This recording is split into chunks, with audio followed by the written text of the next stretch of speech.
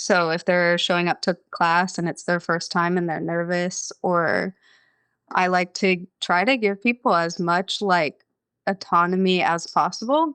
And I definitely try to tell them that there's like no right or wrong. It's just keeping your body safe, and I'll help you out if you're doing something that's harmful. But like, this is a space of you doing what feels best for you. And I think like just like telling that to some brand new people, you can tell, like, sometimes they don't really believe you right away. They're like, "Okay, that's fine," but then they're like, "Am I doing the right thing throughout class? Like, did I just make a mistake?" And then they'll sometimes, I mean, people will apologize sometimes for making a mistake in class, and it's like, "What are you apologizing for? Right. You just stepped the wrong foot forward. It's not a bad thing."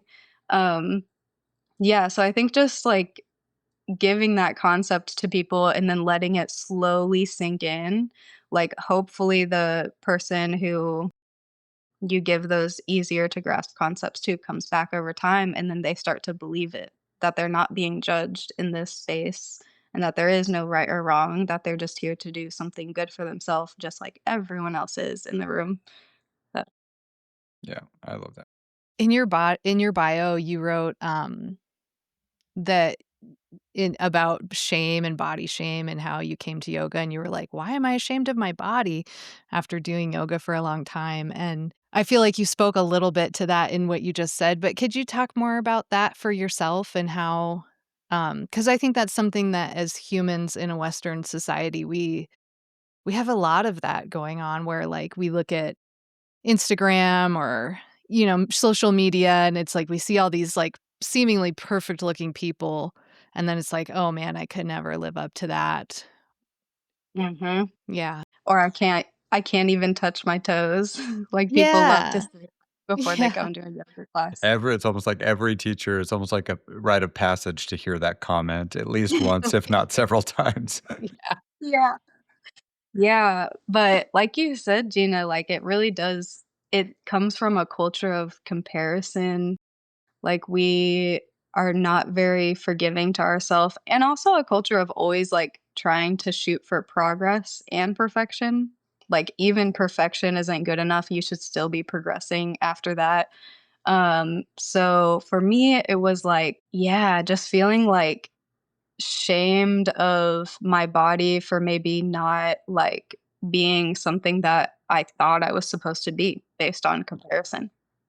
And, I mean, I'm sure there's so many articles and studies done on, like, the effects of social media in our society and, like, what we're seeing online affecting us, but it has to do with so much, like, it's just ingrained in our culture from the beginning, like, growing up through school and being, like, um, just, like, always compared to other people, and yeah, I feel like there's a lot of shame in our society because it's like you should always be better, and then even perfect isn't good enough.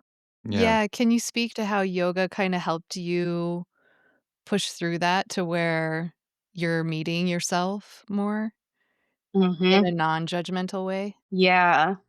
Um, it was that, like, it's such a slow process, and it's so funny to look back on the memories and be like, "When did it really happen?" Like, when did I make the switch of, like, whenever I was starting out in classes, and even whenever I was doing it more consistently and, like, the back pain was going away, there was probably some overlap of me being like, "Okay, what's the best way to do this? Like, how can I just be the most impressive person in the class and, like, be the best one in chaturanga," or something like that, like, and comparing myself to my neighbors on either side of me or comparing myself to the teacher.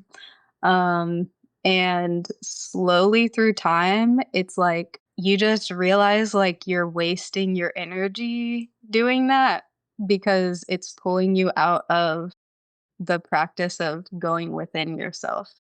You're, like, still reaching externally for something. Um, so, like, once you get into a yoga asana practice where it becomes meditative, where the mind is able to relax a little bit and you get that rush of like, wow, I'm really present in this moment. Like I'm just here and nothing else is wrong. Like there's nothing else I have to fix right now. It's just me and this class moving together. It's like, oh, you don't wanna go back to comparing yourself to your neighbor because you realize, "Oh, my neighbor's not doing that. They're just getting this nice feeling of being present during the class." Like, Mm. it becomes so addictive. Yeah.